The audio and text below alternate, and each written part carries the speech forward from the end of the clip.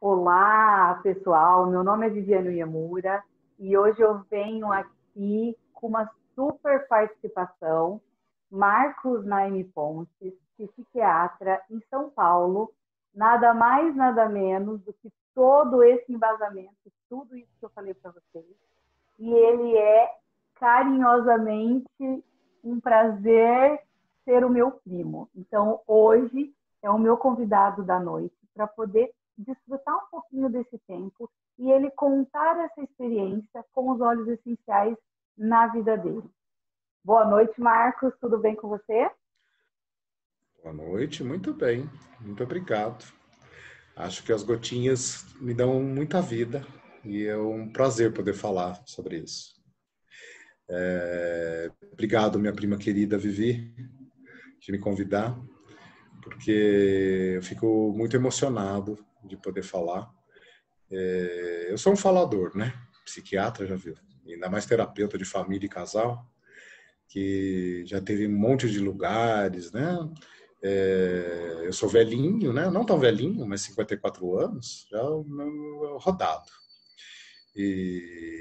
Então, se eu sou primo da Vivi, vocês devem imaginar que eu também sou da mesma região que ela. Então, a gente viveu em Votuporanga, a infância, a adolescência, e eu saí de lá para estudar, ela também. E aí a gente tem algumas coisas assim em comum. Dentre as coisas comuns, temos algumas diferenças, e elas são muito bem-vindas, né, Vivi?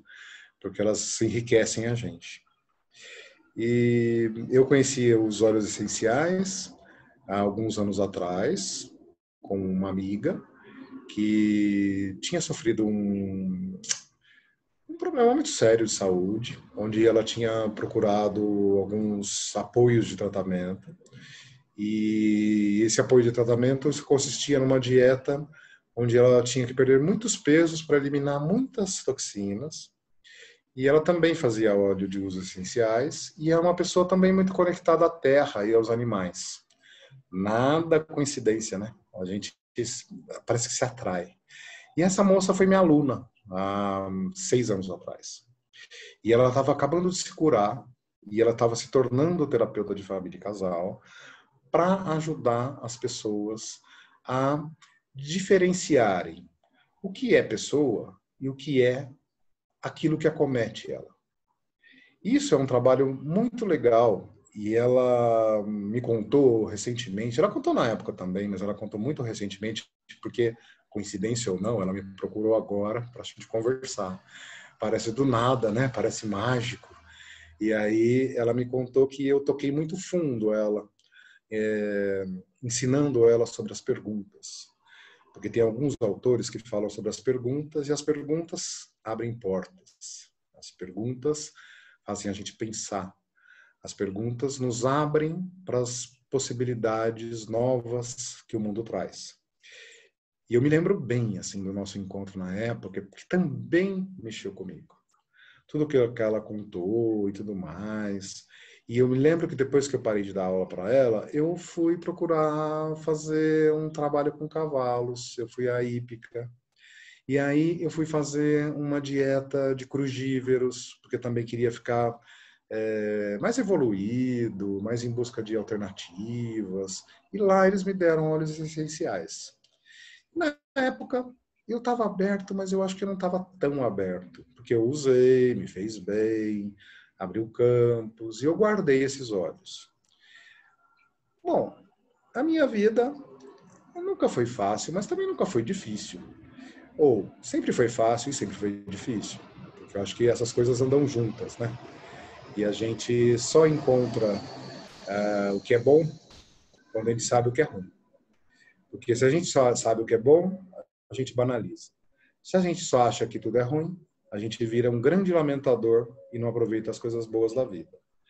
E acho que é uma sabedoria que eu fui aprendendo, que a gente está muito ligado no que é bom e no que é ruim para a gente. Porque apesar de ser diferente para cada um, a gente sabe o que faz bem para a gente e o que faz mal para a gente. E não que seja um mal absoluto, que seja para todos, mas que a gente entende que não faz bem, né? Acho que eu vou contar aqui uma história que eu acho que todo mundo vai entender que faz mal para todo mundo, ou quase todo mundo. Porque eu vinha vendo a minha vida muito bem sucedido, eu sou um psiquiatra, um terapeuta bem famoso, eu já organizei livro, já fui presidente da Associação Brasileira de Terapia Familiar, eu tenho os amigos pioneiros da terapia familiar no Brasil. E eu não sou tão papudo assim, mas às vezes eu falo algumas coisas assim, mas eu gosto, sabe? Eu faço com prazer. Eu sou do tipo que faz com intensidade. Eu não faço pela metade. Eu gosto de explorar as coisas, eu gosto de conhecer. Eu sou um cara, por natureza ou por cultura, muito religiosa. Então, eu tenho gerações e gerações da minha família de religiosos ligados à administração, ao bem-estar das pessoas. E eu fui assim, gerado numa família que encontrou árabes com espanhóis e também uns mestiços, assim, que a gente vai descobrindo, né? Que foi filho de índio, que veio de algum lugar da colônia. E muito me orgulha isso. E desde pequeno eu ficava curioso. Então eu ficava atormentando meu pai, minha mãe, meus avós, para saber a história. O porquê que não se fala sobre a surdez daquele primo? O porquê que aconteceu tal coisa? E eu sentia que às vezes era fácil falar e às vezes não era fácil falar. E aí eu me aproximei do meu pai, do meu avô, pai dele, para a gente poder fazer algumas viagens de descoberta. Primeiro, eu descobri que eu queria saber a respeito da árvore genealógica da família. E aí eu fiquei sabendo que eles sabiam muita coisa, mas não sabiam tudo. E aí eu soube de uma prima, de segundo grau do meu pai, que havia feito um trabalho assim, e ela tinha registrado toda essa árvore genealógica. Eu fui lá bater na porta dela, conhecer a tal da prima, e ela me entregou todo aquele material e eu fiquei fascinado com aquilo tudo, né? A coisa mais linda do mundo. E como eu nasci nos anos 60, eu não sei se todo mundo sabe, eu acho que deve saber, eu acho que é uma coisa mais comum, os anos 60 no mundo foi uma época de revolução cultural, onde a mulher se libertou, onde a mulher se empoderou. E aí houve uma mudança do poder dentro das casas, das empresas, dentro do mundo. E também houve muita busca de um individualismo que tem um lado muito saudável, mas tem um lado perigoso, que é perder a conexão com a família, com a comunidade, com a nossa tribo. Sabe aquela tribo que a gente acha que só tem na televisão? Mas no fundo a gente tem do lado da gente. Os nomes das nossas cidades são nome indígena. Os nomes das nossas ruas são nome indígenas. Será que é por acaso? Será que isso, né, não tem nenhum sentido? E aí isso me intrigava. Eu queria entender isso. Eu queria saber a história oficial e eu queria saber que outras histórias me compunham, que me fazia assim um ser tão claro, tão metido à besta, tão ousado, mas também tantos meandros, tantas coisas desconhecidas. E isso foi me ajudando. Uma das viagens que eu fiz com meu pai e com meu avô foi até a fazenda que o meu bisavô desbravou com as mãos, e onde ele se casou. Ele tinha se casado no Rio de Janeiro com uma carioca, e esse meu bisavô tinha vindo da Espanha. E eles viajaram do Rio de Janeiro durante 6 meses de carro de boi até numa região perto de Ribeirão Preto. E aí lá eles fizeram uma fazenda e construíram uma casa com as mãos. E aí nós fomos bater nessa casa. E aí eles me mostraram do que era feita a casa, que eles faziam os tijolos, que a louça vinha meses de carro de boi para chegar, demorava-se anos para fazer as casas. A casa era feita de um jeito, num lugar muito bonito. E eu admirei a paisagem. Mas aí meu avô me corrigiu. Não era assim, Marcos. Foi escolhido aqui porque aqui era tudo mata. E não tinha estrada. Nós tínhamos que andar cada dia por um caminho, porque senão a gente era localizado e era assaltado. Porque logo em seguida que meu avô nasceu, o pai dele morreu. Então ficou a mãe, um irmão de 7 anos, uma irmã de 3 ou 4 anos e meu avô de meses. Há controvérsias entre 1 mês e 6 meses, mas ele era muito pequeno. E quem ajudou ele foi uma família que trabalhava também nessa fazenda e que gerou 2 casamentos entre 2 irmãos dessa família, a minha avó Teresa, que se casou com o meu avô Láudio, e o meu tio Miguel, irmão da Teresa, não, tio Miguel não, meu tio Miguel é irmão do meu avô. Eu vou lembrar o nome dele ainda, porque ele é muito importante na minha vida. E que se casou com a irmã do meu avô. E quando eu fiquei adulto, que eu fui visitar esses meus primos, né, os primos do meu pai, eu achei que eu estava louco, porque eles falaram, gente, é tudo igual. Eles são todos parecidos com a família. Eles são muito próximos, assim. E aí dava para entender, né? Então, essa curiosidade, esse jeito, que eu acho que não é só meu, também do lado da minha mãe tem, né? E apesar de serem árabes, e ter uma matriarca que cuidava de tudo, e um homem mais distante, e uma matriarca muito gostosinha, tanto que ela se chama Azize, que chama querida. E ela cozinhava pra gente, ela costurava. E para eu não ficar sozinho em casa enquanto meus pais trabalhavam, porque afinal de contas eles precisavam se libertar e crescer, né? E ser maravilhosos como sempre foram. Eu ia lá ficar com a minha avó e com a minha tia, que tinha 1 ano e meio mais velha que eu. E lá eu aprendi a fazer muitas coisas legais. Pintar, costurar, atuar, escrever peça de teatro, encher o saco das pessoas, porque eu ficava crica. E eu descobri que nessa família não era à toa que se fazia isso. A minha avó era neta de um cúria. Um cúria é uma personagem lá no Líbano e também de outras partes lá do Oriente Médio, que é um líder religioso e comunitário. Porque nessa época que nós estamos falando no final do século XIX e começo do século XX. Então nós estamos falando ainda um tempo que o Líbano não era separado da Síria, nós estamos falando de um outro jeito de governar. E aí esses líderes, eles reuniam todas essas características. Eles eram grandes cuidadores de ideologias e de administração. Então, eles cuidavam da comunidade. E aí a filha dele, que era muito legal e muito esperta, e que não queria ser freira, ela queria se casar, e ela escolheu o bonitão da vila vizinha, para ser bem assim subversiva, se casou e veio para o Brasil com a minha avó nos braços. E ela se casou também com um descendente de sírio-libanês, e que também era um fofinho, um trabalhador, né, um cara bem interessante, e eles tiveram 7 filhos, 1 filho e 7 filhas. A minha mãe é a mais velha dessa turma aí.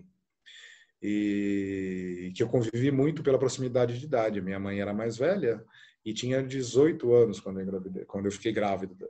Não, quando ela ficou grávida de mim. O meu Édipo me pegou agora. E aí, então eu tive muita proximidade deles, dos tios do lado da minha mãe e dos primos do lado do meu pai. Então a prima Maria Antônia, mãe da Viviane, né? Eu tive a oportunidade de conhecer muito de perto, apesar dela ser um pouco mais velha que eu. E os outros primos também. Então a gente ia para a fazenda do meu avô, catar cavalo no pelo, tirar leite da vaca, fazer pamonha, matar porco. E aí eu aprendi a fazer massa de macarrão. E aí eu aprendi a fazer horta, e criar galinha, pato, marreco, peru. Era legal colher ovo, era legal transformar ovo e farinha, de repente, num bolo colorido, maravilhoso, e recebendo uma festa do nada.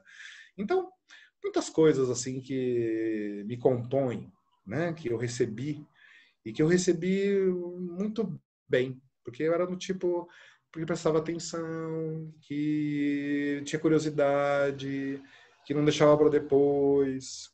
E aí, quando eu saí de Votuporanga e fui para São Paulo, eu resolvi fazer medicina, igual o meu tio, igual o meu tio dele. né? E já imaginava que eu ia ser psiquiatra, mas eu só não sabia que psiquiatria era psiquiatria. Eu achava que psiquiatria era outra coisa, mas eu adorei ter feito psiquiatria. Foi maravilhoso. E eu fiz numa escola, que é hoje a Unifesp, que era uma escola paulista de medicina, que tinha todo já um jeito alternativo de ver a saúde, né, e a doença. Então já não se falava mais em doença, se falava em saúde. Como promover saúde, como buscar saúde. O fato de se ter um diagnóstico é uma coisa que condena alguém ou que abre portas, que faz a gente repensar alternativas de viver. E isso abria portas fora e abria as portas dentro, né? Meu coração borbulhava, minha cabeça ia longe. E aí eu fui fazer tudo alternativo e ao mesmo tempo eu sempre fui muito certinho, então eu não conseguia transgredir tanto. Então eu fazia coisas muito tradicionais, muito ligadas à, né, à legalidade, ao empenho, mas também estava sempre assim buscando coisas sacadas. E aí a primeira coisa que eu fiz maluquinha, e que não tem nada de maluquinho, porque é bem legal e hoje é uma profissão bem reconhecida, mas na época era ainda primórdios. Nós estamos falando lá de 1991, tá? Não é tão cedo assim. E aí eu fui convidado para participar de um grupo de acompanhantes terapêuticos. Ou seja, pessoas que de alguma forma têm algum tipo de dificuldade, que são acometidas por alguma dificuldade, e que dão a elas características que as pessoas batem o olho e reconhecem e o preconceito nasce. Mas são pessoas que querem se relacionar, têm condições de se relacionar, são pessoas muito interessantes no geral, e que precisam de uma ajuda em alguns momentos, alguns mais e outros menos. E eu tive o prazer de estar com um cara que é meu amigo, tá? Eu posso dizer que do fundo do meu coração. E aí ele me apresentou um mundo que eu não conhecia. Era um mundo de restaurantes 5 estrelas, hotéis 6 estrelas, fazendas mega, né, carros mega, coisas que eu nem imaginava quando eu achava que eu conhecia os ricos no interior, né? Porque tem muita diferença, né? Pobreza tem diferença e riqueza tem diferença. Não só entre pobreza e riqueza, mas dentro das pobrezas e dentro das riquezas. E poder olhar essas diferenças foi me enriquecendo, me estimulando, me trazendo possibilidades. Foi aí que eu resolvi fazer terapia de família. Já era uma coisa bem alternativa. Eu conheço outros psiquiatras que fizeram terapia de família, mas uma amiga minha, sócia do coração, escreveu no livro que eu organizei que eu sou o primeiro psiquiatra que ela conhece que fez terapia de família. Isso me honrou assim. Mas eu conheci outros psiquiatras, sim, bons, que fazem terapia de família, de casal, e que também tem essa possibilidade. Mas é muito legal, porque isso também abriu um mundo de eu ficar mais ligado. Porque sabe o que caracteriza o mundo da terapia de família? É a multidisciplinaridade. Ou seja, não tem um autor que escreve tudo sobre, mas muitos autores. E não tem só uma disciplina. Então a gente fala de psiquiatria, de psicologia, de serviço social, de enfermagem, de terapia ocupacional, Vivi Fono, a gente fala de enfermagem, a gente fala de auxiliares, a gente fala de voluntários e principalmente o personagem principal de tudo isso, que são as pessoas que vêm em busca de repensar a vida e procurar soluções legais.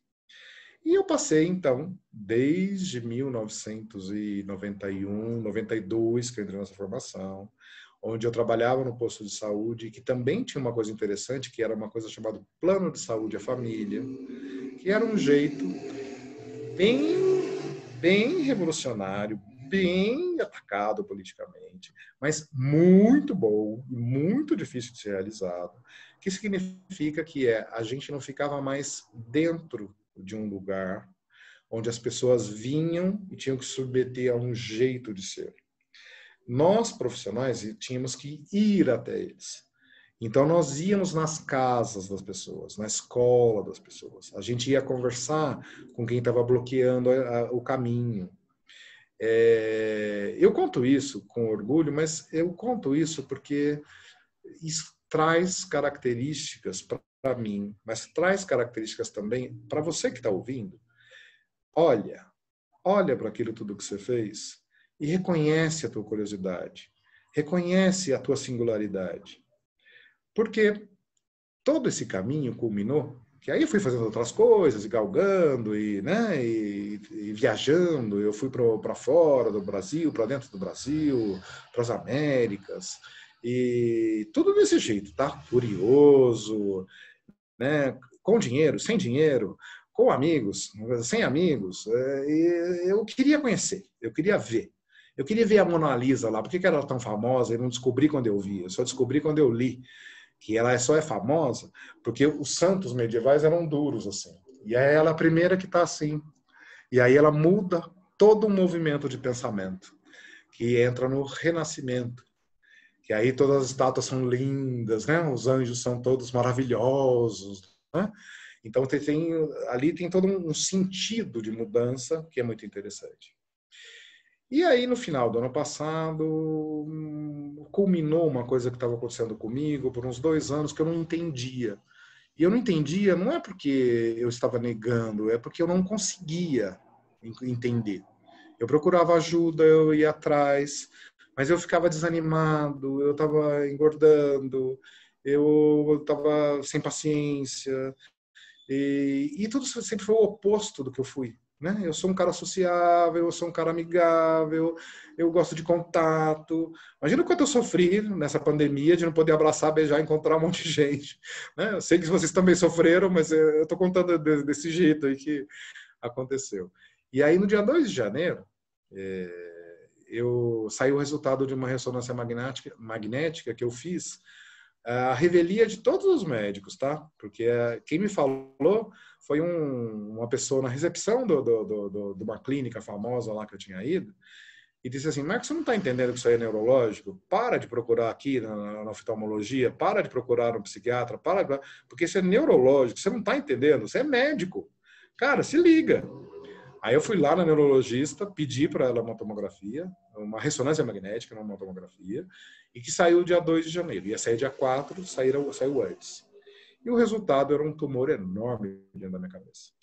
Um tumor provavelmente benigno, 99% benigno, depois se comprovou que era benigno mesmo, mas bem atrás do nariz, e estava empurrando toda a minha massa cerebral para trás. Quando eu vi a imagem, eu tomei um susto, porque aquilo que devia ser um espaço para crescer o meu cérebro tinha uma massa empurrando toda a minha cabeça lá dentro. Eu não sabia nem porque eu estava de pé. E aí a gente programou a cirurgia, eu fui atrás, né, das melhores pessoas que eu podia pagar ou encontrar, fiz todo um levantamento, vi tudo que eu tinha juntado de dinheiro na vida, que estava na minha mão, fiz uma programação, começou os rumores da pandemia, a gente não entendia muito bem, a gente não sabia o que significava, não sei se vocês lembram, mas estamos falando de janeiro, né, fevereiro. E aí a minha cirurgia foi marcada no começo de fevereiro e desmarcada. Aí final de fevereiro, desmarcada. Aí eu dei um shake para lá nos médicos, falei, vocês vão fazer já. E a minha cirurgia foi a última cirurgia eletiva do hospital, de um grande hospital, um excelente hospital. E aí eu entrei no dia 15 de março, ou seja, no primeiro dia do fim do mundo, e não vi o mundo acabar, né? Não vi ele ficar de ponta cabeça. E aí eu tive uma evolução assim fantástica, 30 médicos fazendo a cirurgia, uma coisa filmada, muito bem. E eu saí assim sem remédio, sem nada, né? Você tá de alta, pode ir, não sei o quê. E em 4 dias eu estava de volta, com convulsão, com uma síndrome que é relativamente comum e que eu não sabia dela até então, eu só tinha ouvido falar, mas eu nunca tinha visto, né? Eu tinha estudado, mas eu nunca tinha visto, que é uma coisa chamada hipersecreção de sódio. E acontece por algumas razões. Assim. Uma delas é que a hipófise, que estava um pouco comprimida pelo tumor, começou a funcionar de um jeito... É como se ela estivesse presa e de repente soltasse ela na escola de samba. E aí ela, sabe assim, começa a funcionar feito uma doida. E aí eu tive tudo quanto é coisa sobre hipersecreção de hormônios. Então, eu tinha, por exemplo, a minha glicemia caía a 20, né? E eu tenho tendência familiar de diabetes. A minha pressão caía a 5/3. A minha temperatura chegava a 34,5. E aí, ninguém explicava. Ninguém conseguia entender o que estava acontecendo. Eu não conseguia entender. E a gente não conseguia literatura sobre isso. Testaram o Covid, veio negativo, e aí é uma das possibilidades mesmo tendo, tá? Mas não é para assustar, é só que acontece. E como eu estava na UTI mesmo, eu fiquei lá um mês e pouco, eu fui cuidado com tantas coisas graves, com tantas coisas que estavam acontecendo, e eu tive convulsão, e eu morri muitas vezes, né? E cada vez que eu acordava dessas mortes, eu não entendia por que eu estava roxo, amarrado, quebrado o dente, né? Ou por que eu estava com pontos a mais. Era muito difícil, porque eu fiquei confuso. Eu tomava muitos remédios para dor. Então aí eu alucinava. E eu pensava assim, como eu, psiquiatra, estou alucinando? Meu Deus do céu, o que é isso? E aí, quando eu disse isso, alguém me salvou. Se você já sabe que é alucinação, você já está salvo. Você já não está alucinando mais. Então você pode ficar tranquilo. Você pode continuar aí vendo suas fadas e duendes que não tem problema nenhum. E aí deu uma tranquilizada. E também minha mãe, minha irmã, meus amigos tinham se prontificado a ficar comigo. Eu tinha um companheiro que ia ficar comigo. E eu disse, não. Tem Covid, vai ter Covid aqui, vocês podem ir embora já, porque eu vou sobreviver, eu tenho certeza. E em último caso, eu vou para lá ou vocês vêm para cá. Mas eu não quero todo mundo doente, porque senão a gente não vai... Como é que a gente vai fazer, né? E parece que as palavras da gente têm uma força que é descomunal. Porque aí eu saí, meu companheiro pegou Covid quando eu estava em casa e eu não tinha um músculo funcionando no corpo. Então eu mal conseguia levantar da cama para ir no banheiro, eu precisava de ajuda. Eu não conseguia ficar do lado da pia para cozinhar ou para esquentar. E para mim era inadmissível, porque não tinha nada a ver comigo, não era mais eu, né? Eu não reconhecia em nada. E aí eu chorava, porque eu não conseguia compreender o que eu tinha vivido, eu não tinha os relatos do que tinha acontecido, de que eu tinha batido em metade dos seguranças do Hospital Beneficência Portuguesa, que tem 7.000 leitos, é uma coisa monstruosa. E tudo isso veio de um jeito meio vergonhoso, e mais uma vez uma amiga me salvou. Ela disse assim, Marcos, ainda bem que tinha esse monstro para te proteger. Porque naquele inferno, como é que você ia sobreviver? Não que o hospital seja o inferno, mas o que eu vivia era o inferno. E o que o hospital também estava vivendo no inferno, por quê? Porque toda a equipe estava se infectando de Covid.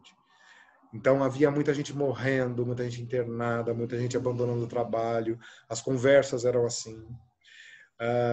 Uma outra coisa que me salvou é que eu sonhava que uma amiga minha, muito querida, tinha pintado um quadro, e esse quadro tinha sido dado para aquele hospital porque ela estaria ajudando. Eu inventei essa história, assim, também acho que para me salvar.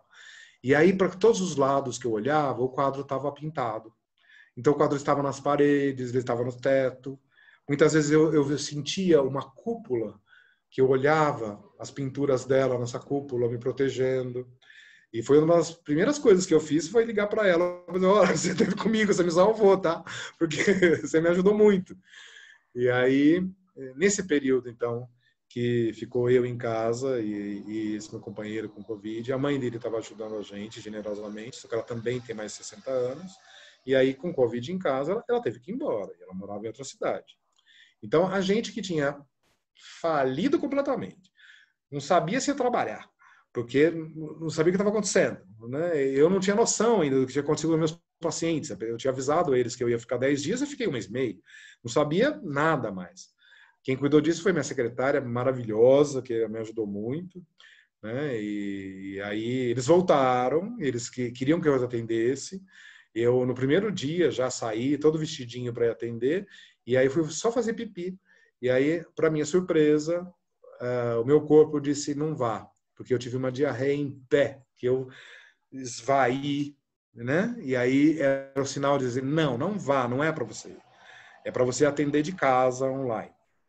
E aí eu comecei a fazer isso, e aí comecei a trabalhar de novo. E aí eu comecei, pelo menos, ter dinheiro para pagar comida, porque não tinha mais nada. Né? E aí amigos fizeram comida para a gente, mandaram. Não tinha como a gente fazer nada, porque ele estava preso no quarto e eu preso na cama. E aí amigos e parentes fizeram uma vaquinha, contrataram uma empresa e mandaram auxiliares de enfermagem treinadas para cuidar da gente. Então, elas pelo menos esquentavam a comida, davam remédio para a gente. Eu tinha que tomar banho com a porta aberta, porque se acontecesse alguma coisa, podia ter perigo, então eu tinha que ficar sentado, então sempre alguém do lado.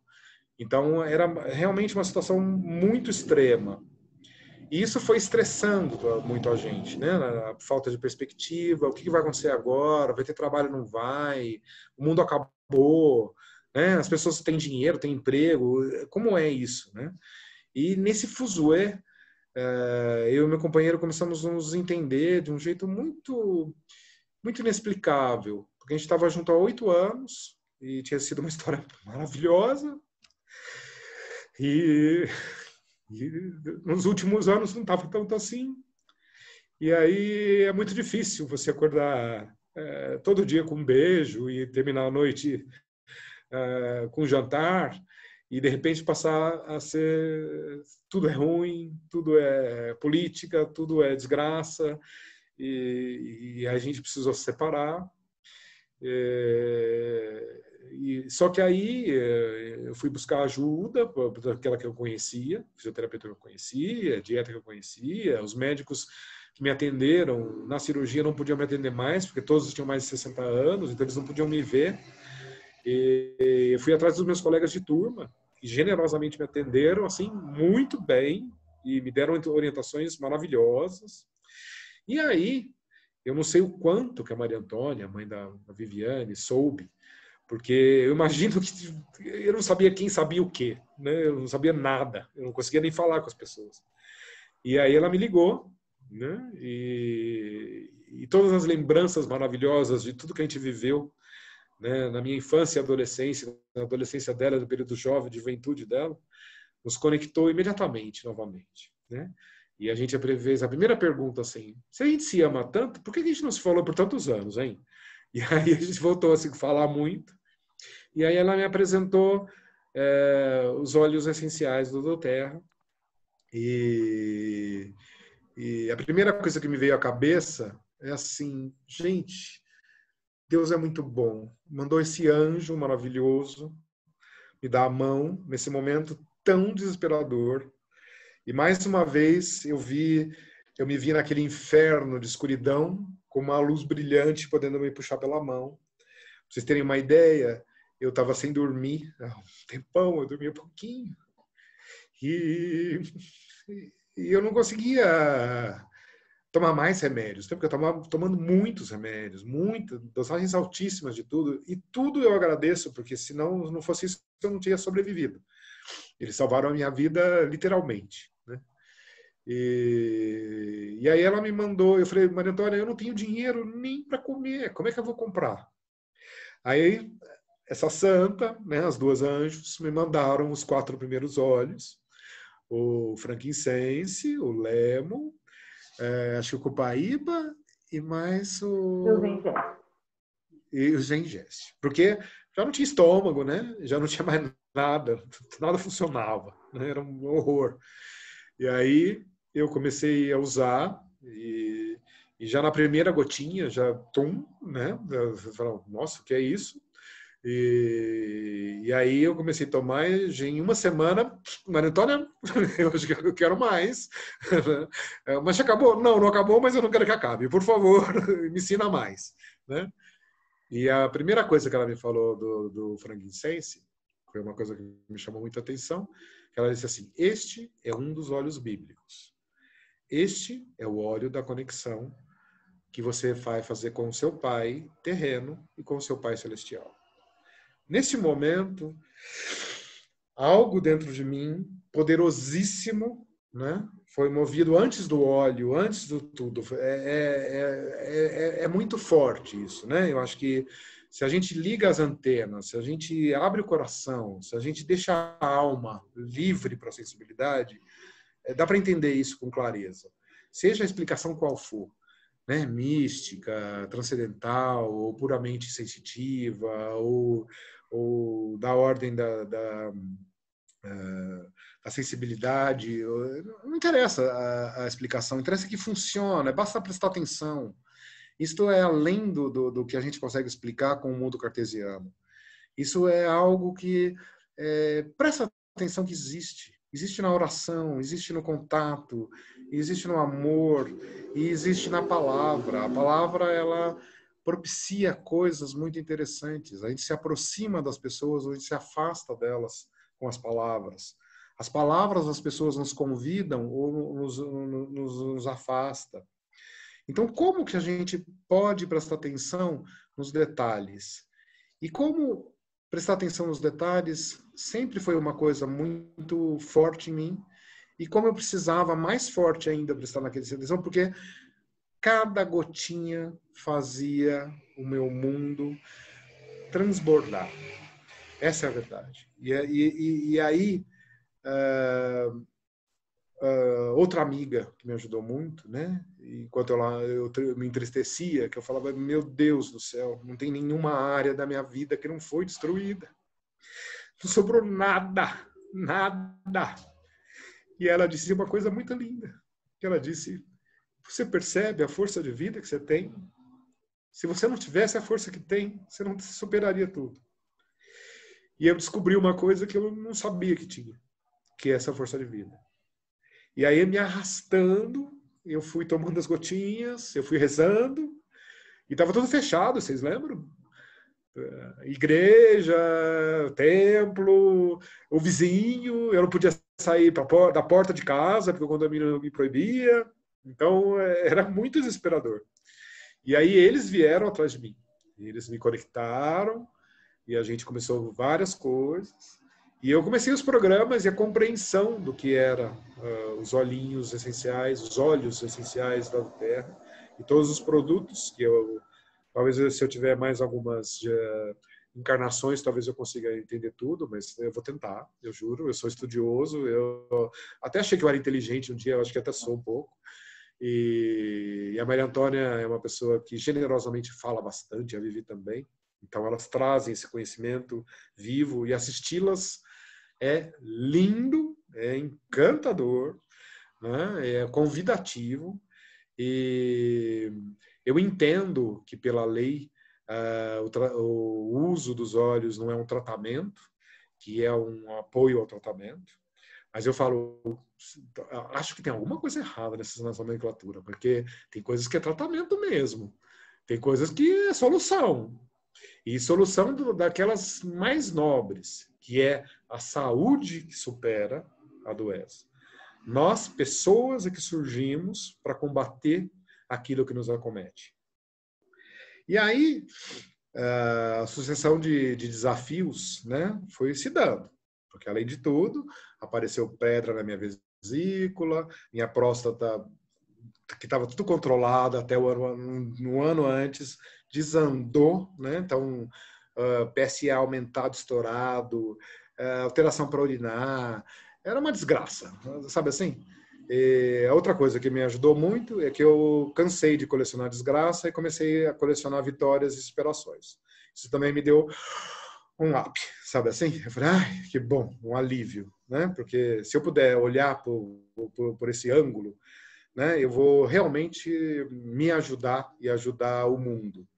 Porque se um tumor não me levou, o Covid não me levou, a falência não me levou, a separação não me levou, o imposto de renda não me levou. Porque até o imposto de renda, que eu tinha esquecido de pagar uma coisa lá atrás, me cobrou, eu tive uma fortuna. Mas tudo bem, mesmo, né, vamos lá. Né, vamos carregar e esperar. E aí, eu falei, bom, vamos fazer ao contrário? Olha como eu superei um tumor, né? Eu superei o Covid, superei uma falência, superei uma separação, né? E eu posso superar isso também? E aí eu fui fazer cirurgia da vesícula e da próstata, que eu fiz no mesmo tempo, que eu queria resolver, porque eu não aguentava mais, eu precisava de alguém. E, magicamente, anjos do céu tocaram suas trombetas e eu encontrei uma equipe multidisciplinar que fez isso magistralmente para mim no mesmo dia, no mesmo tempo. Eu fiquei 2 dias no hospital e, magicamente, eu estava tomando o Lemon e estava passando o Ylang Ylang para que a próstata voltasse ao normal e para que eu eliminasse as pedras. E estava lá comprovado, tá? O ultrassom, a tomografia, a ressonância, as pedras, o tamanho, tá? E aí não havia mais pedras na minha vesícula. Havia uma areinha, e aí assim mesmo ele esvaziou, ele tirou a vesícula para que eu não tivesse mais problemas, ele corrigiu algumas imperfeições da parede do abdômen. Eu sou lindo, tá? Mas eu tinha lá umas coisinhas. E, aliás, eu ia achar que eu ia estar tudo torto, e aí eu descobri que eu acho que eles fizeram uma plástica, porque eu fiquei mais bonito que antes. E na próstata também. A próstata tinha um tumor benigno ou indiferenciado, que não dava para saber, que aí que ele estava programado para tirar umas 47 gramas, tirou 25 e foi mais do que suficiente, porque ele já tinha regredido. Então já estava uma coisa muito mais saudável e interessante.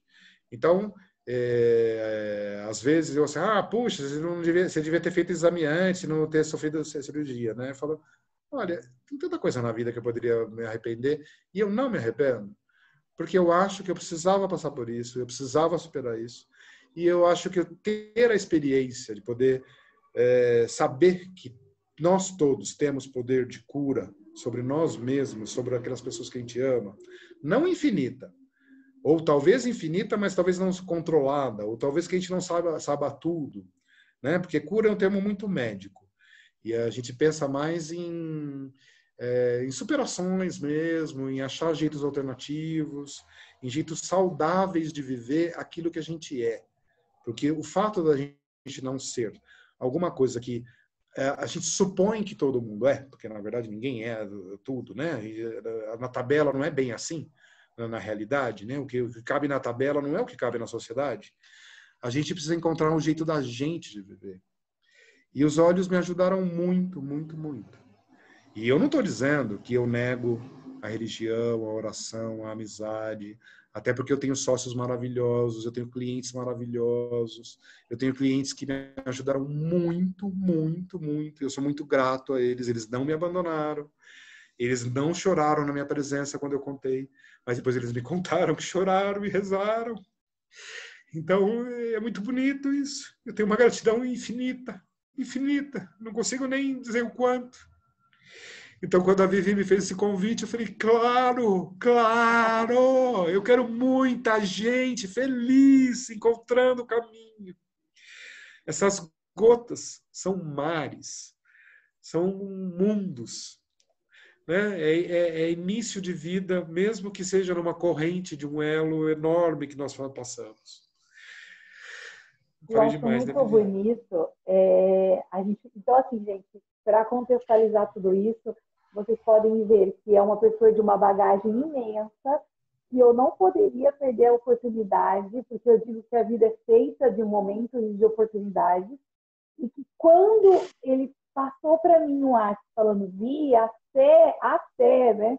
Essas questões da pedra e tudo mais, é algo muito forte que aconteceu com os óleos essenciais. Eu disse, agora é o momento. E quando eu fiz o convite para ele, ele ligou imediatamente falando, sim, sim, sim. Porque essas gotas do bem-estar traz a mesma sensação de esperança no fundo, lá no final do túnel, como aconteceu na minha vida, né? Que muitas pessoas aqui sabem da minha história em todo esse processo. Então, para isso continuar sendo uma bênção, a gente precisa tocar para frente. E é isso que hoje o Marcos está podendo proporcionar para todo mundo aqui hoje. Então, é algo assim, encantador, essa conectividade que nós restabelecemos nesse processo, nesse momento, através dos óleos essenciais. Então, é algo muito importante, muito forte para toda a minha família. Lógico que iniciou pela minha mãe, tá? E quando a minha mãe bateu o telefone para mim e falou, Gui, tá acontecendo isso com o Marcos, a gente precisa dar um help lá. Eu falei, mãe, o que você tem aí, o que eu tenho aqui, a gente está mandando, vamos resolver isso já, imediatamente. Só que, ao mesmo momento, o que é mais importante de todo esse contexto é o Marcos estar aberto para que isso aconteça. É o Marcos receber da maneira na qual ele recebeu. E a gente comentou um pouquinho sobre isso hoje, sobre o receber os óleos essenciais, sobre a pessoa estar aberta a isso e até mesmo saber utilizar os óleos, né, Marcos? Que é um aspecto muito importante nesse momento, né? Para mim é muito importante. E você e a Maria Antônia, principalmente, têm me ajudado muito. A Vanessa também, acho que ela não sabe que eu existo, mas eu utilizo os conhecimentos dela. E eu não consigo absorver tudo, porque ficou muita coisa atrasada na minha vida, então eu estou indo atrás, mas eu vou atrás. E eu tenho aprendido como eu posso, porque, como eu te disse antes da nossa conversa, eu tenho incluído pausas, porque senão eu fico louco. O meu lema ultimamente é só 10 coisas de cada vez, por favor. Mas eu não consigo. Mas eu tenho amado aprender. E é incrível a concepção que tem dos olhos, por trás dos olhos, que é muito além do que a gente imagina de cura. É um jeito muito interessante e eu acho que vale a pena, sim, aprender e ir em busca, porque é bem legal. Eu quero de todo o meu coração assim agradecer toda a sua história, o seu depoimento, todo esse conteúdo hoje aqui prestado não é para o Brasil, é para o mundo, porque a gente está até fora do Brasil, podendo proporcionar esse momento, esse instante, para as pessoas terem noção da sua experiência, de tudo que você passou, o tanto benefício que você conseguiu adquirir com os óleos essenciais e hoje está podendo passar essa informação para a gente, que é muito importante, e até mesmo no consultório, está podendo, às vezes, alguém que vem, né, no momento, numa situação X, por mais que os atendimentos ainda permaneçam online, mas que você pode também estar auxiliando. Eu tenho dado essa opção e as mais. pessoas têm aceitado. E elas têm buscado, e já têm cadastrado, inclusive. Então é muito legal. Isso é Porque muito funciona. lindo. É o resultado. Eu acho que sempre é muito importante a gente priorizar assim. O produto tem resultado? Tem. Tem efeito colateral? Sim. Então, assim, eu costumo dizer que dentro dos óleos essenciais a gente tem alguns efeitos colaterais, sim. Se você não souber usar corretamente, ele queima. Se você tomar uma dosagem um pouquinho maior, você vai arrotar, etc. e tal. A gente tem alguns efeitos que às vezes a gente precisa entender, mas que são muito mínimos, né, perante algumas situações que a gente faz. A gente nunca deixa os alopáticos, por isso que eu sou muito a favor, e você sabe muito bem disso, e eu também. Porém, alguns efeitos que a gente sente do dia a dia, na minha vida, a minha farmácia natural fica ao meu alcance sempre. Então, se eu tenho uma dor de cabeça, uma enxaqueca, uma dor de estômago, um intestino mais preso, uma má digestão, tá aí, tá aí. E fora tudo isso, os óleos essenciais trabalham muito bem essa questão emocional, que é aonde tudo começa. Então, é maravilhoso poder realmente proporcionar essas informações com todo o seu conteúdo, com todo o seu embasamento, e você poder passar toda a sua experiência de uma maneira tão prazerosa como foi hoje. Muito obrigado, eu que agradeço. Espero que o mundo se beneficie com todos nós que temos depoimento, porque eu já vi vários e são todos maravilhosos, né? E agora Muito você bom. vai ficar conhecido mundialmente, e agora você vai Opa! estar todo mundo aí querendo saber e perguntando muito mais em relação ao que você usou, como você utilizou, como que ficou, como é que está agora. E aí todo mundo vai ter Sejam essa curiosidade. bem-vindos. Todo mundo vai agregando esse valor. Mais uma vez, Marcos, obrigado de todo o meu coração, tá? E a gente fica aí com as portas abertas para que você precisar, a gente poder te auxiliando sempre com o maior prazer do mundo, porque hoje os óleos essenciais é realmente uma missão para mim e para toda a minha família. Depois eu quero esse filme, depoimento, também para poder passar para os amigos e os conhecidos, para a rede que também é grande, tá bom? Isso, para poder divulgar. Eu vou fazer isso com todo carinho, tá bom? Eu, Um beijo eu gosto que grande. as pessoas saibam dessas coisas assim. Acho que é maravilhoso. Tudo que é bom a gente tem que passar para frente. Lógico. Sim, com Vamos certeza. amplificar esse negócio, vamos duplicar cada dia, cada vez mais, né? Que é bem importante. Para o mundo ficar bom, as coisas boas têm que aumentar, não é? Com certeza. Então vamos multiplicar o que é bom. Muito obrigada, tá? Um beijo grande no seu coração. Muito obrigado, viu?